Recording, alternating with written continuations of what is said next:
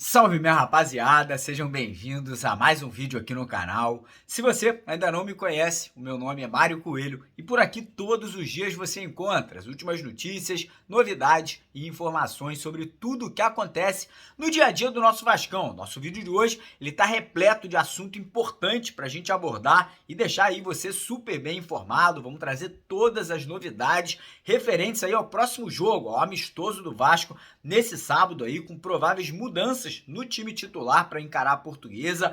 Vamos também falar um pouco sobre a situação do Maracanã, assunto que divide opiniões entre os próprios torcedores do Vasco, mas eu vou trazer dados aqui muito importantes que eu acho que podem até mudar a opinião daquele torcedor que geralmente, fala que o Vasco só deve jogar em São Januário. E também vamos trazer novidades aí sobre uma reunião que aconteceu ontem, entre membros da 777, da SAF do Vasco ali, definindo algumas situações envolvendo contratações, planejamento, e mais uma vez teremos a grande presença aqui do Carlos Berbet, setorista, jornalista aí que cobre o Vasco diariamente, trazendo novidades sobre possível camisa 10 e também sobre uma situação envolvendo o Thales Magno, ex-jogador do Vasco. Então já convido você a assistir, acompanhar o nosso vídeo aqui até o final para ficar por dentro aí de todos esses detalhes. Peço como sempre a sua ajuda, a sua colaboração, deixando aquele joinha, deixando aquele like que é super, hiper importante para o crescimento, para a divulgação aqui do nosso trabalho. Então se você puder, corre lá embaixo e clica naquele botãozão com o dedo para cima. E você que está chegando por aqui pela primeira vez, você que está conhecendo o nosso trabalho, que está conhecendo aqui o nosso canal, eu já te convido para você se juntar aqui à nossa família de quase 500 mil de inscritos no canal. Só você correr lá embaixo desse vídeo, vai ter um botão bem grande escrito inscreva-se. Nesse botão geralmente está em vermelho ou ele vai estar em branco, dependendo aí do tipo de aparelho de celular que você está utilizando. Você clica nele e você automaticamente já fará parte aqui da família vascaína do canal Mário Coelho Vasco, que é o maior canal de notícias do Vasco aqui no YouTube. Beleza? E antes de começar o vídeo, eu vou deixar uma dica para você que gosta de acompanhar jogos em tempo real, gols, melhores momentos, estatísticas. Tem também o campeonato alemão, todo ele com imagens aí, partidas incríveis, tudo isso de graça para você fazer o download lá da OneFootball. Vou deixar o link aqui embaixo, é o primeiro link na descrição do nosso vídeo de hoje, só você clicar e instalar no seu celular. Combinado? Então bora dar início ao vídeo falando aí sobre o próximo jogo do Vasco, O Vasco, desde que foi eliminado no Campeonato Carioca e na Copa do Brasil, fez dois jogos, O primeiro contra o Atlético, acabou sendo derrotado por 2-0, o Vasco jogou com o time titular, foi um vexame, o Vasco não jogou absolutamente nada, A gente tem que ser sincero aqui, a gente não passa pano, a gente fala a verdade, o time do Vasco muito apático, faltou muita intensidade, Pareceu ali que o time estava desligado, parece que não ligaram na tomada ali antes de entrar em campo, E obviamente acabou perdendo aquela partida, foi um choque de realidade, para o torcedor vascaíno.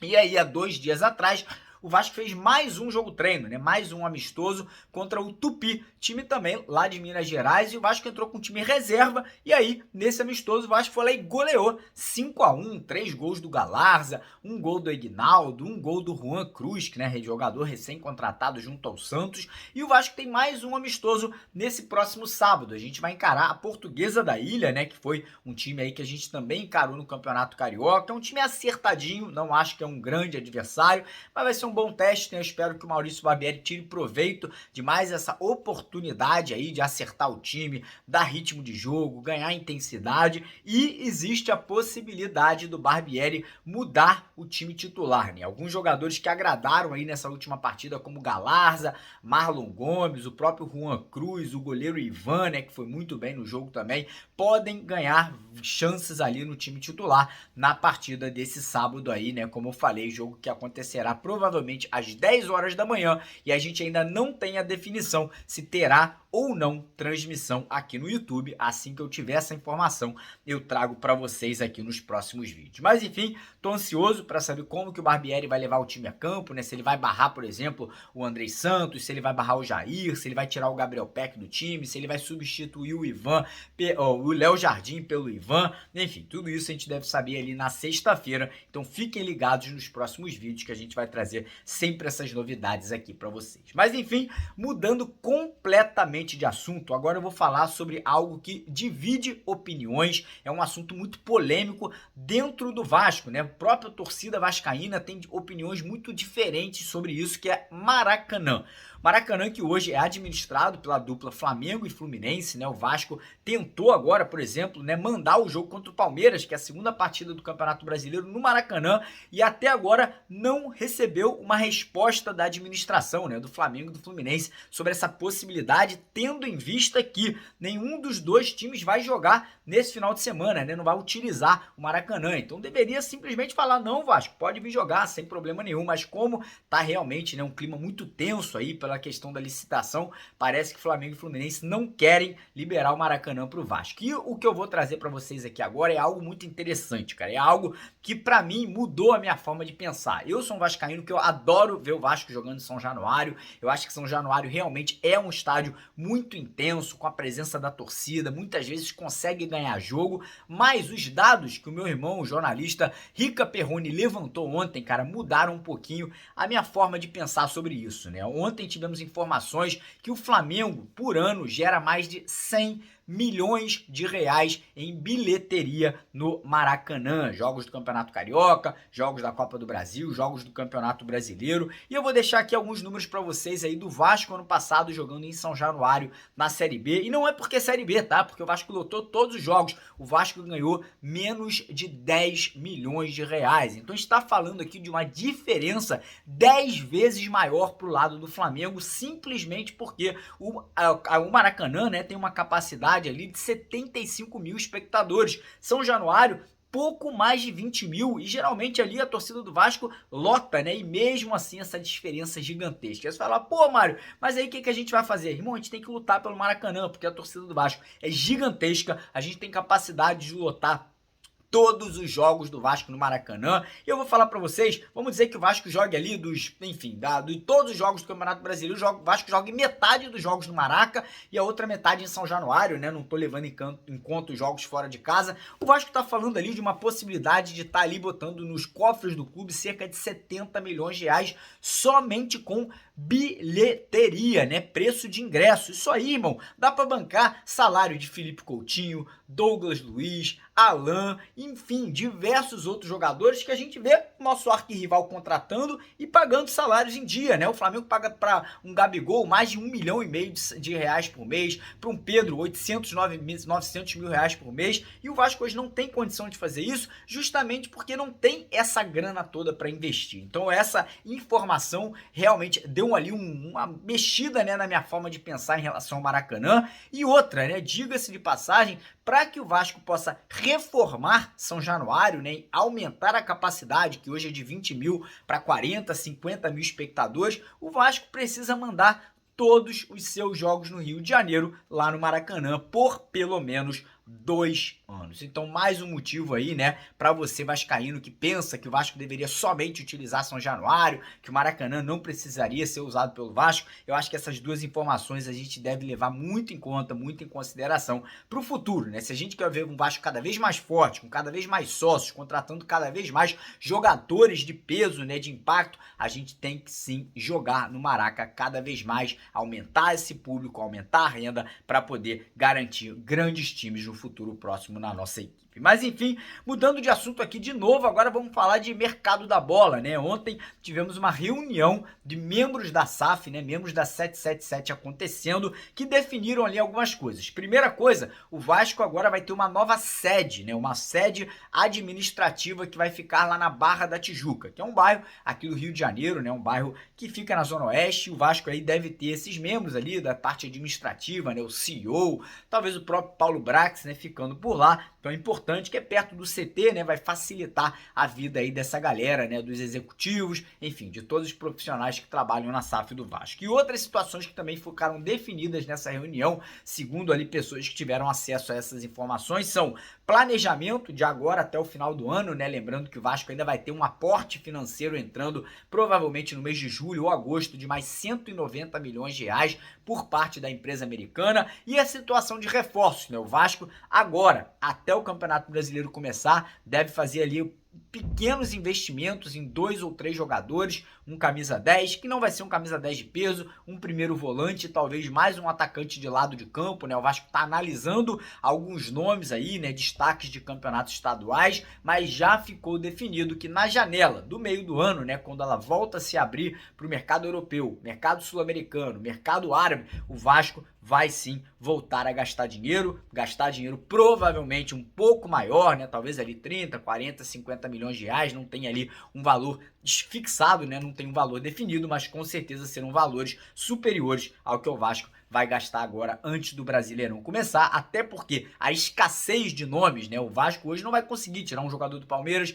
não vai conseguir tirar um jogador do Flamengo, do Fluminense, de um Atlético Paranaense, e no meio do ano, quando a gente puder ir pegar jogador da Europa, pegar jogador do mercado árabe, fica um pouco mais fácil, porque tem jogadores em fim de contrato, tem jogadores ali que de repente podem chegar por empréstimo e aí o Vasco vai ter mais opções, o leque de atletas será muito maior. Mas quem pode falar um pouco melhor sobre isso é o meu irmão Carlos Berbet, que vai participar agora aqui do nosso vídeo, né, trazendo informações aí sobre um jogador que está se destacando no Campeonato Paulista, vai falar um pouco também sobre Thales Magno, né? Mas antes de eu passar a bola pro Carlos Berbet, que vai começar aqui já, né, a parte dele aqui no vídeo, eu queria lembrar vocês que hoje tem vários jogos de Libertadores aí comendo solto, vai também ter clássico lá do futebol europeu, né? Vai ter Liverpool encarando o Chelsea, um jogaço para você poder apostar, fazer uma graninha, e você que quiser fazer a sua aposta, corre lá na 1xBet, cara. Hoje, por exemplo, aí tem jogos da Libertadores, cara, com odds maravilhosos. Por exemplo, se você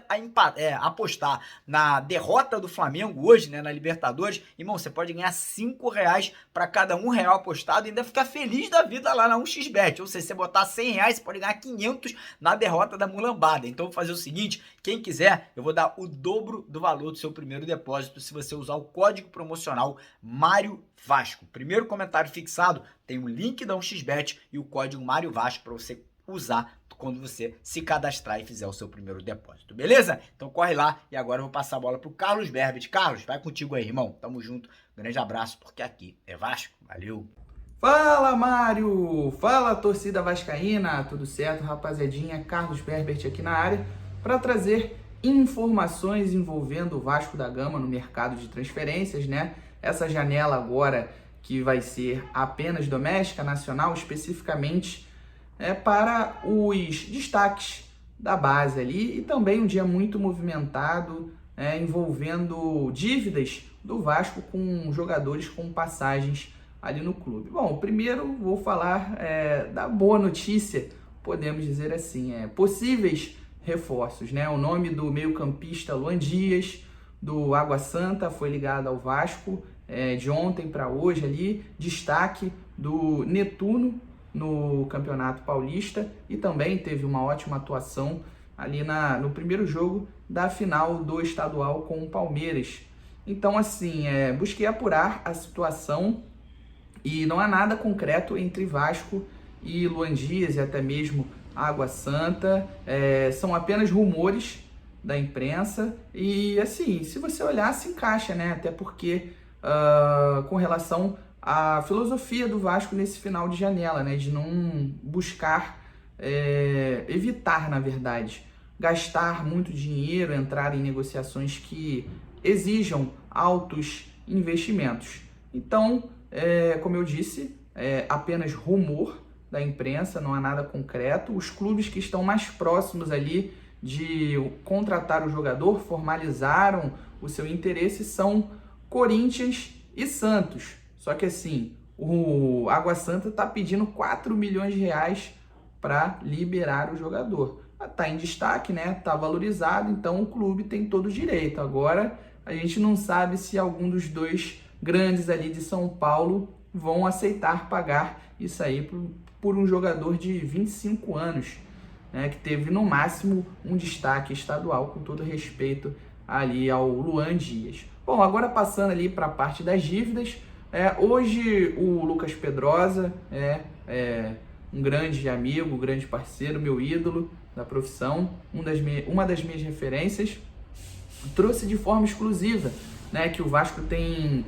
débitos com o garoto revelação, né, da base ali do Vasco, o Thales Magno, por volta uma quantia ali de 800 mil reais. é um valor considerável, e referente à rescisão contratual dele com o Gigante da Colina em 2021, quando ele acabou sendo vendido para o New York City dos Estados Unidos. Então, né, o Vasco tem esse débito, ainda não pagou o jogador. Se ele tem direito, assim como agora, né, saiu ontem à noite, na verdade, que o Morato, o atacante, né, que passou pelo Vasco em 2021, de forma discreta, entrou com uma ação na justiça contra o Cruz Maltino, alegando salários atrasados, também FGTS, bonificações não pagas, assim também como danos morais. E o valor que ele pede na justiça é acima de 672 mil reais, quase 673 mil. É o seguinte, eu penso pelo lado do trabalhador. Se o clube prometeu isso e não cumpriu, está ali em contrato, e o jogador, né, também assinou, concordou com isso, mas o clube não respeitou o vínculo, eu acho que o jogador, como trabalhador, tem todo o direito de ir atrás dos seus direitos. Tá? Então é isso, não acho que de forma alguma esteja querendo, vamos dizer assim, no português popular, chupar o sangue, né, do clube. Pelo contrário, como eu falei, se está ali em contrato e não foi cumprido, o jogador tem todo o direito. Então é isso que eu tenho de notícia para trazer para vocês, rapaziada. É muito importante que vocês continuem acompanhando os vídeos e também as lives aqui no canal do Mário Coelho, assim como no canal parceiro, né, tanto do Mário como dos meus irmãos Deco da Colina e também Edu Canelas, no Os Vascaínos. Eu também estou em outro canal, o Papo na Colina, onde eu sou comentarista e apresentador. A gente está na meta dos 15 mil inscritos, então assim, é muito importante para mim que vocês também se inscrevam lá, acompanhem as lives de uma forma mais jornalística, podemos dizer assim, tá bom? E para quem quiser me acompanhar nas redes sociais, @carlosberbert11, tanto no Instagram como no Twitter. Então é isso, rapaziada. Valeu, tamo junto e até amanhã.